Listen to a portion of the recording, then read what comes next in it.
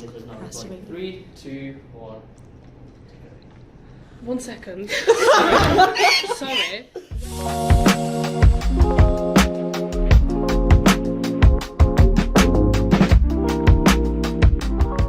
Hello, I'm Lucy and I teach philosophy, ethics and religion here at Nelson and Colne College. Today I'm here with a group of students who all study A Levels within Social Sciences and Humanities, and I'm going to ask them to introduce themselves to you now.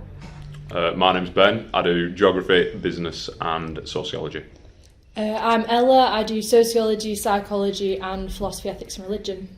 I'm Emily. I do English literature, history and politics. Hi, I'm Liv. I do English literature, ancient history and art.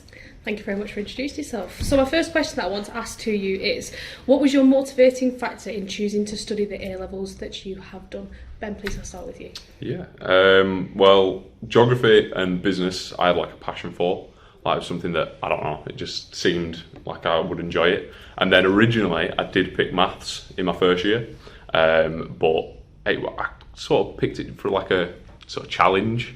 But then in this year I've gone and switched to sociology in a year and I'm loving it. It's a really good topic. Glad you made the switch. I am as well. Lovely. Emily, can I ask you, please? Well, I wanted to understand my subjects better, considering what I'd done at GCSE. And I already had a large passion for history and English. And then for politics, I felt very like I didn't have enough knowledge of how the world works, and I think I wanted to understand and be able to explain to people how politics actually affects people, and the importance of voting and things like that, and also how that affects history and English, because they're a lot of the context with either history or the context of when a book was written is very influenced by politics, and I think I wanted to understand how the politics worked with that, if that makes sense. Were you worried about taking politics because it's not something you had sort of much prior knowledge in? Yeah, I was worried, but I kind of already knew and had been told that politics and history went very well together, and they do, because we do civil rights in both, and in history we also do the prime ministers from Churchill to Margaret Thatcher and Blair. So I think for case studies as well, it's not a massive jump. And actually the essay structure is I'd say it was less difficult to adjust to politics than it was the essay structure in history, actually. Lovely, so you can see the crossover between the subjects and how that's helped. Lovely. Ella, can I come to you next, please? Yeah, so I think philosophy and religion was a real push from RE at school. I really enjoyed it and I was really good at it. And also, I think it was really important to me because I think a lot of people think you have to be religious to kind of take the subject, but that's not the case at all. And I think there's people from loads of different backgrounds who come and do it, and it's really interesting to talk to everybody about their different views and sometimes it helps to not actually you can have this perspective from outside and also taking other people's views. And then psychology and sociology were both things that I didn't do at GCSE, but I knew I'd be really interested in, just kind of seeing how the world works, and I think I kind of knew I wanted to take them from doing my GCSEs anyway. Lovely, thank you very much. Last but not least, Liv. So I chose my A-levels purely off of enjoyment and my passions, because I knew going into A-levels that if I didn't enjoy what I was doing, I wouldn't enjoy my education. So picking English was a no-brainer because I love reading. Ancient history, I had my own interest in that, and I kind of wanted to branch away from history like I'd done at GCSE. It's actually quite similar, but I find it more interesting, no offence to the historians, because just that kind of wider knowledge of the ancient world is just so unique. And I don't think a lot of people have that, and so overall I just basically just chose my A-levels off of enjoyment and interest. Do you think it's made such a positive impact that you do it because you enjoy it, you therefore are more intended to work for it as well? Yeah, I definitely, because I came out of GCSEs and my science and humanities were fairly matched. I could have gone into either, but I knew if I went into science I wouldn't have enjoyed it, and I couldn't see myself in a future in science, whereas while I'm not 100% on my future in the humanities, I know that that's my interest and I know that I can branch out from there, and that's something I want to explore. Lovely, thank you very much. So next thing that I want to have a chat with you about is sort of looking at what skills that you have learned that's going to help you sort of in your futures, because if you were going to go on to obviously further study, go to university, what would you say you've done here at college that would help you with that? And if you want to come in on that one. Yeah. So I think predominantly all my subjects are essay based, which is a really good kind of precursor to university, which is obviously a lot of essays. And also, like, I've had the opportunity to do an EPQ, which, as well as building those essay skills, it's kind of allowed me to branch out into what I find interesting, because obviously some of the A-level courses don't cover everything. So, can I ask what you've done your EPQ on? Yeah, so I did it on if the developments in technology are making society less safe for children. So I really wanted to focus on things like people using social media a lot more, whether things to do with like online spaces are becoming a lot more dangerous, than they were when technology wasn't as advanced as it is now. And I think we do touch on some of those topics in sociology and psychology, but I really wanted to delve deeper, and especially like how it affects children growing up today. And I think that's really kind of sparked my interest in those topic areas. Lovely. Have any other of you done EPQs? I also did EPQ, and I think it's been really beneficial, because I really enjoyed researching it, for one, because I did it on dystopian literature and how it reflects contemporary social fears, which was really interesting, especially in the political environment today. But also it was very useful because I learned how to reference, which, and every university thing I've been to, they've been like, and the first thing you do is we teach you how to reference. So I think that'll be really useful.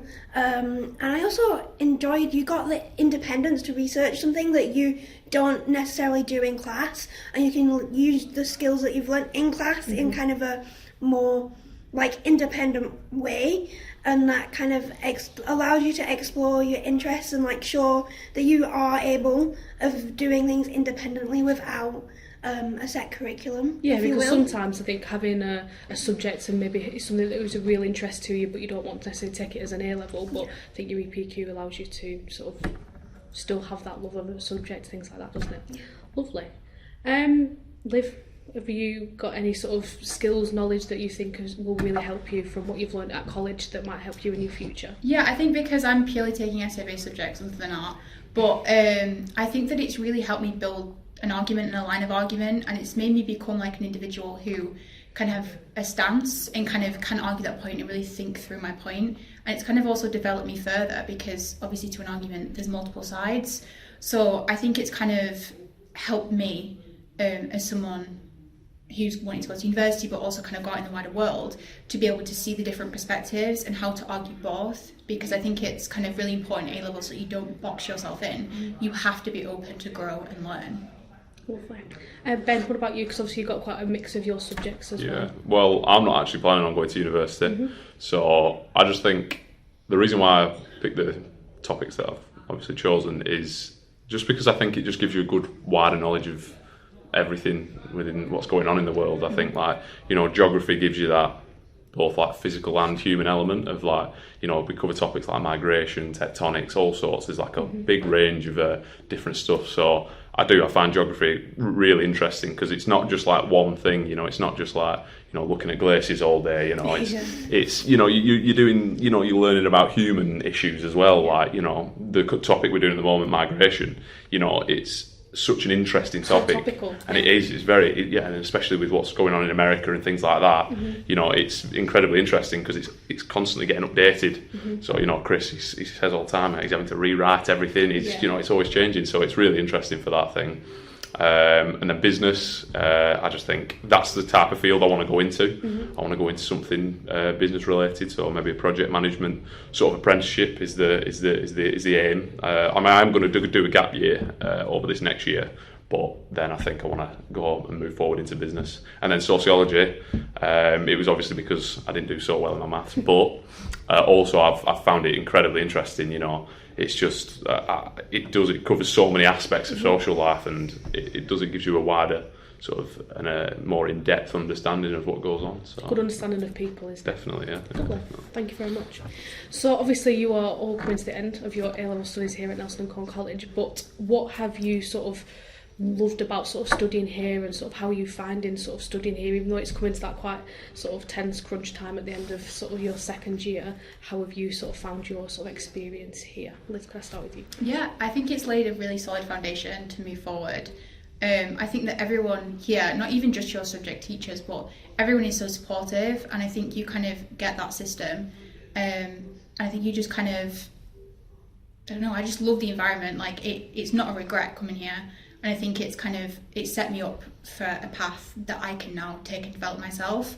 But everyone in it is concerned about your well-being and how you develop and you as a person. So I think that's just the most important thing about Nelson and Colne.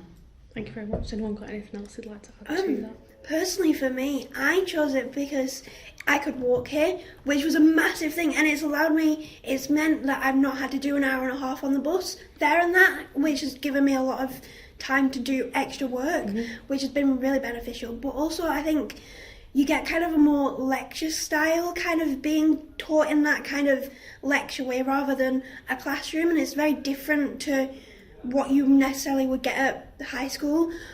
And I think I have friends at sixth forms, and I've got more independence than you do at a sixth form, and I think it's a good first step. You're still at home, you're not learning how to live by yourself, but you're learning how to kind of manage your time and manage how you work, your subjects, because you're not in college 24/7, if that makes sense. You're going to have to learn how which is to... going to really help you at university, isn't it, when Yeah. you've got a lot of time on your hands and being able to try and manage that workload as well. Definitely. Anyone else got anything to add for that one? I think it's like a really... Because I think coming from high school or secondary school and then to college feels like quite a big jump after your GCSEs. But I think Nelson the college is really focused on allowing people to make those mistakes. And you come and you're not expected to know everything or even anything. You're not pressured to do anything other than enjoy your subjects. And I think they really focus on that kind of enjoyment of your learning first, and then you focus on your grades. And I think that really is really important, because I don't think there's any point in doing it if you're not loving what you're doing. And so allowing to make those mistakes and improve yourself over the 2 years is really a really important part of the college. It's like a nice environment that you feel comfortable that if you don't do as well at something, or you do make a mistake, that's okay, and it's like a learning process, isn't it, rather than it being sort of a real negative sort of experience. And all the teachers are really positive and supportive with that as well. I think, I mean, you obviously experienced having different teachers over the 2 years, and I think every single one of them has always been so supportive and helped everyone in the class try and improve if they want to, or stay at the level that they're working at and just where they're comfortable. I think you always get that push, but in a really supportive way. And I think that's really nice thing about college. Lovely. What about you, Ben? What can you offer to that? I think we've covered all the bases That's there. absolutely fine. I think, That's absolutely fair. I think that is fair. Freedom and stuff. You've got your time to do and it teaches you responsibility as well. Whereas if you go to a sixth form, it's a lot more structured. How would you feel about, because obviously you're quite unique on this panel in terms of doing a subject in a year, so how do you feel that you've been sort of helped and supported with that subject in a year from your tutor's perspective? Yeah, definitely. No complaints. The two tutors that I've had have been brilliant. They've provided that support, and it's almost easier than some of my other A-levels, because you're learning that content alongside. Yeah, so the things that you're applying. Yeah, so you learn you learn a lot in a small space of time, but it's all in your memory then, it's all there. Yeah. So it's the way that it's structured, and the way that, obviously, you're doing double the lessons, so some people aren't cut out for that, but I think doing it in a year, definitely, no regrets. Good, because sometimes it can feel like the thought of it might seem quite overwhelming, but if the sort of structure is there, then it works, doesn't it? 100%, yeah. Lovely. So my next question is, what do you think about your tutors and your teachers that you've got?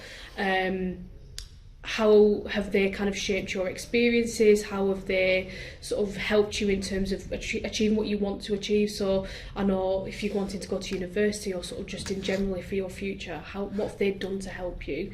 Can you offer sort of any kind of little secrets about your staff? Yeah, I think that they all give you a push. And I know that sounds scary because it's like, I know this has been mentioned before, but it sounds scary because it's like, oh my God, I'm going to kind of be going off into the deep end. But it's like, it's not. You're encouraged to aim higher and be higher.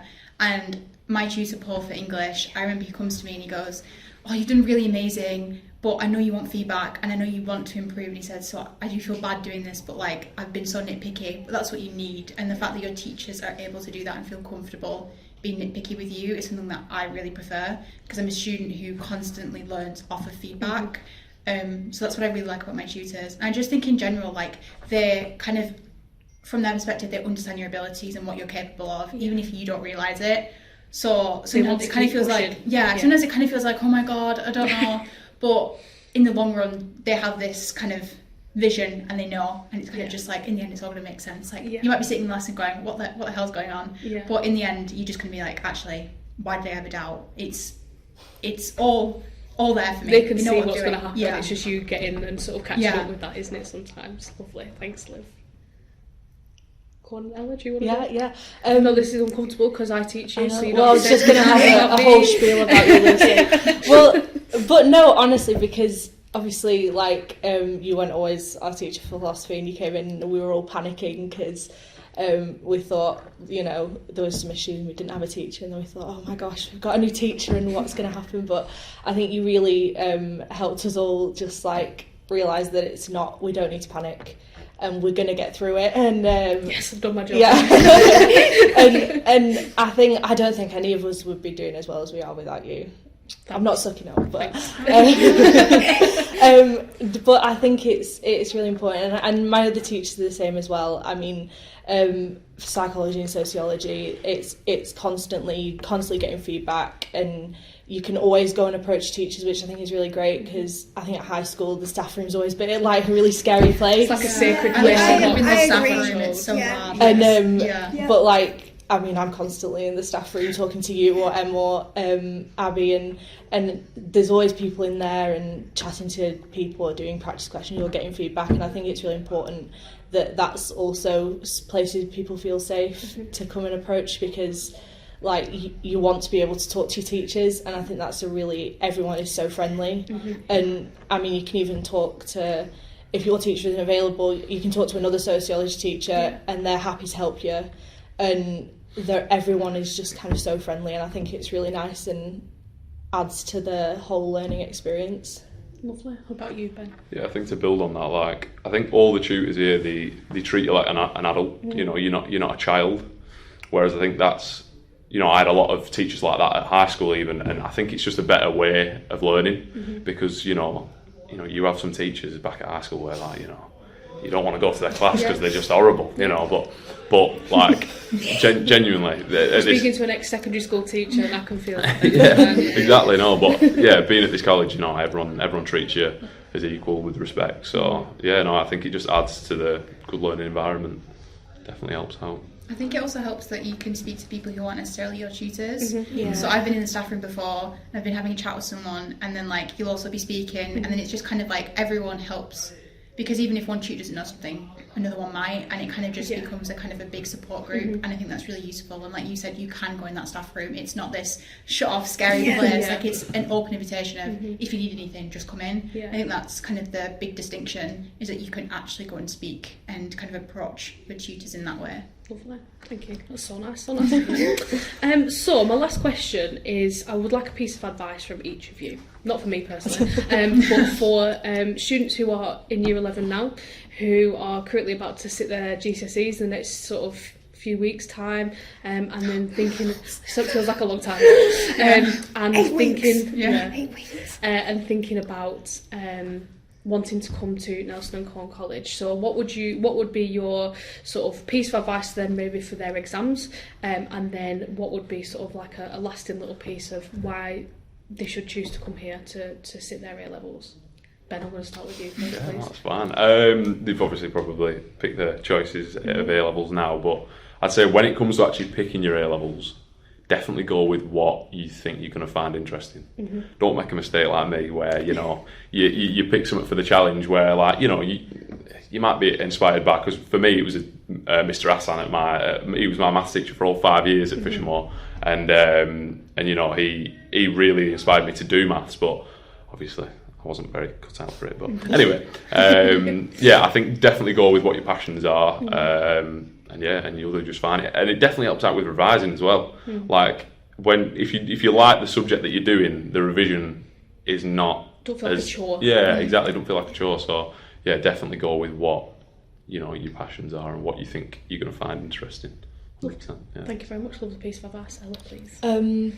This is going to sound really stupid because we're also approaching exams and I don't follow this advice myself, but don't sweat it. Don't be super stressed. I know it is stressful and exams always are, but I mean, the GCSEs felt like the end of the world to me. And then you completely forget about it over summer. You get to August, oh, it's results day, and then you go to college and you never really think about it ever again. Yeah. I mean, obviously you need grades to get on certain subjects, but once they're done, they're done, Yeah. and you honestly won't think about them again. So, like Ben said, just do what you enjoy, and just get through them, because after this you won't have to do the majority of these subjects again. Yeah. So this is the final push. Don't sweat it. I'm going to remind you of that in a few weeks' time. Lovely. Thank you very much. Whatever requirements you have, aim for that. Don't worry. Don't be like crying yourself to sleep at night thinking that you're not going to get 9s, because at the end of the day it doesn't matter. And everyone says, oh, if you get 9s it'll make the transition easier. No, it won't. Like, I didn't get any 9s, but so I can't speak exactly. But I don't think it's about the work you're going to put in. So don't worry that if your GCSEs aren't sparkling, because it'll be fine. And what else? If you don't like exams, genuinely, do consider different options. Don't just be like, oh, I have to do A-levels, I have to do science, I have to do whatever people are telling you to do. Do what you think you'll enjoy, because I was heavily pushed to do science because I was better at it at GCSE. I haven't done science and I really enjoy my subjects, and I think I'd be very unhappy if I was doing other ones because I was doing them to please other people. It's about what you want to do, isn't it? Yeah, if you enjoy the subject, it's going to be easier to struggle, if that makes sense. You're not going to enjoy it when it's hard, but it's going to be easier to deal with the fact that it's hard, if that makes sense. Very similar to kind of what Ben was saying. It's not like a chore then to have to go home and do a bit of homework or go and do some revision for it, because it's something that you enjoy. Whereas, for example, Ben, if you'd have carried on with your maths, it would have become that sort of maybe that bit of a chore. And that would have been a mistake. But humanities are better anyway. So. Yeah, absolutely. I mean, I'm not going to disagree with that, definitely. And then last, Liv. I'd say for my piece of advice for GCSE, especially exams, is it's so easy to get caught up in the now. It's so easy to think, I've got weeks of exams facing me, I don't think I can do it, I'm literally tearing my hair out. But I think the best thing for me to do was to think about after, and that made the now easier, because it was like, I've do this day, and then I've got tomorrow I can revise, and then after this exam I've got a weekend, I can sit and maybe have a nice meal with my family. After exams, I have something that I can do, and it doesn't have to be you going on a holiday so or do something fun. It's just like, oh, in the holidays I might plan a walk with my grandparents or do something like that. And I think it really helps you to stop being so stuck and pessimistic about the now, because I feel like in GCSEs that was my mistake. It was like the now was the end of the world, like you said, like it was just something you couldn't escape. And I think definitely my advice for going into A-levels is to kind of really come in with that open mind. And I feel like that's so difficult, because you're like, what do you mean by an open mind? But it's like, you need to come in and be ready to learn. Like, you may have previous knowledge, but sometimes you just need to check it out, because you just need to be ready and prepared to kind of understand that sometimes there's things that you don't know, and that you should just kind of absorb new information. You should be open And I think that's the most important thing. And in universities, like, they always highlight growth mindset. That's all we want. Yeah. So you don't have to be the person with the most amount of knowledge in the room, because that's not important. Yeah. It's about you being ready to absorb information and then from that process and develop. So I think that's like a piece of advice for any subject. It's just like, you may come in believing like, I know everything, but at the end of the day, it's like, that's not important. So It's about the effort you put in. yeah. Like, it's not, if you don't get the best GCSE in the room and you're in that subject, it really doesn't matter. Yeah. It's about the effort you're willing to put in, and like, it's fine. You can make up the difference, and you can ask for help. It's your work ethic, isn't Yeah. it, that's sort of as well, because, you know, it's that there is a jump, isn't there, from GCSE to Yeah. A levels, which I'm sure all of you will have felt, and I think it's sort of if you're willing to put the effort in and work hard for it, then you get the result at the end of it. I think don't you? people put a lot of pressure on the content and things, but I know specifically our English teacher, he speaks constantly about the fact that half the time it's not the content that matters, but the skills. Definitely, and I think that's what you need to kind of take away from your A level, is, or even GCSEs, that you've got skills from that. It doesn't matter whether you remember what happened in biology or what English quote you used. It's about the fact that you've started to answer exam questions and develop your arguments and kind of understand what you're saying and why, and kind of that's going to help you even in a job, because they're going to want you to argue why you deserve this place, maybe even argue a business proposal, or just argue like anything, honestly. So I think that's the most important thing, is coming away with the skills. Yeah. Definitely, to build on that thing about like your GCSE grades don't particularly matter when you get into A levels, is like, for example, geography was one of my poorest grades at GCSE, whereas now, like, I'm loving it. You know what I mean? So I don't let your grades bring you down. Yeah. Because like you think that you're And if your worse than passion you is are. there for a subject as well, it's exactly. worth it, isn't it, to sort of fight through. I feel like in A levels your passion it shows in your grade a lot more than it does in GCSE, because it's the passion that makes you go back to your teacher's tasks and will help. It's the passion that kind of drives you forward. It's the thing that's kind of driving you to want to do well in it, isn't it? And sort of, it's kind of like prove the passion. Whereas I isn't feel like it, in really? GCSE you had so many subjects, but in A levels you can actually just sit down and focus and think, I know I'm struggling in, I don't know, English, but I'm interested in English, so I want to go and ask, and I have the time to go and ask, and I have the time outside of college to sit down and look over and kind of build. So I think that's the most important thing about it. Because I think it's that difference, isn't it, from GCSE of kind of like dipping your toes into a subject, and, you know, if you think about what you might have done at English, for example, at GCSE to what you've done at A level, you've gone from dipping your toes into really like fully plunging yourself into it, haven't you? Because, you know, for example, something like history, you know, you might look at, you know, let's look at Nazi Germany, because that's what everyone does at GCSE history.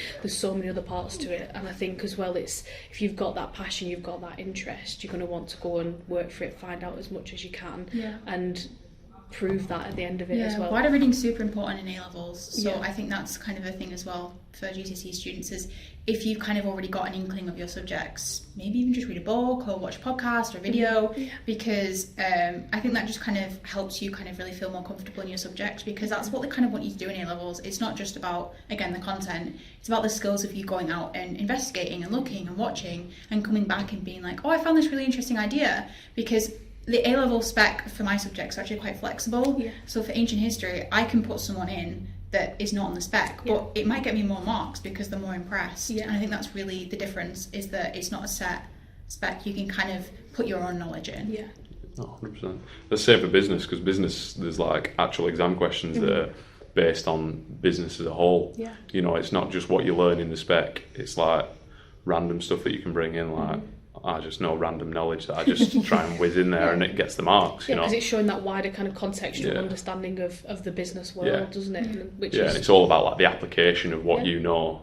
So it's flexible, and I'm saying wider reading is definitely good. I think that's something that we're trying to sort of push for applicants this year who are coming in September to, you know, like we're as staff sharing, you know, what's the best kind of podcasts to listen to or books to read or even TV programmes I to do think watch. staff do quite, like, tutors do try and put in a lot of the wider stuff, because I know, again, I'm going back to English, but I love it. So, but I think that you kind of start to have kind of a wider understanding, because your tutors do, they've most likely got degrees in their subjects, and if not, they've done a lot of research into it, so they can kind of give you a lot of knowledge. Like sometimes we sat in ancient history and I'm like, Matt, do you know who said this? And he's like, oh, I think it was this person, let me go and get this random book that I have from this random sale that I found it in, and he's like, oh, there you are.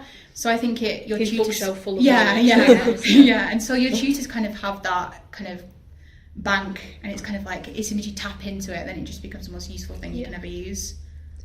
Also, at GCSE, I'm dyslexic, so I was heavily penalised for my spelling and my grammar, and don't let that put you off Humanities A-levels, because I think it's 25% of your mark in English GCSE and other subjects, I think it was history as well, is at GCSE, it's capped, and it's all really annoying and frustrating. At A-level, for me, in fact, I think there's hardly any. I don't think there is any. There isn't any. Yeah. As long as it's legible and your handwriting, they can read your handwriting, it's fine. You're not capped. Yeah. And I think don't let your spelling, your grammar, let you put you off essay subjects, because actually I don't lose marks where I was losing marks for my spelling, my grammar at GCSE, whereas actually I'm not at A-level, and I think that's something that you That's really good that it's not held you back. Yeah, though, you shouldn't let spelling put you off essay subjects, because it's fine and you can at the end of work the day, on it's it. not the end of the world if you No. can't spell I a just word. feel like as well, like in A-levels, especially essay-based subjects, they care more about what you're saying than how you spell it, because Definitely. it's a more sophisticated kind of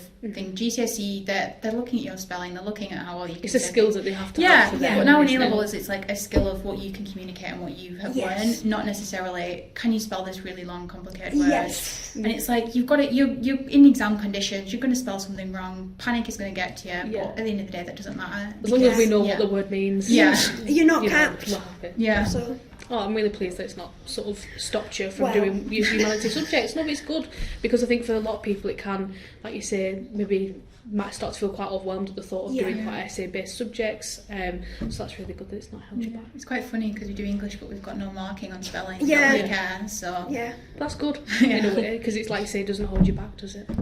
Lovely. Thank you very much. Has anyone got any final pieces of wisdom that they would like to share about your wonderful 2 years here? making us sound like wise old Go men. to sleep. That's Get sleep. Yeah. Yes. Get sleep. Just go to bed at 9 o'clock. It's fine. You'll appreciate it in the long run. Wait Yeah, till you're you all really planning, will. and you'll appreciate it. Well, thank you all four of you very much. It's been really insightful to see what your experience of college has been like over the last 2 years, and I really appreciate your time for that today. thank you. Thank you very much.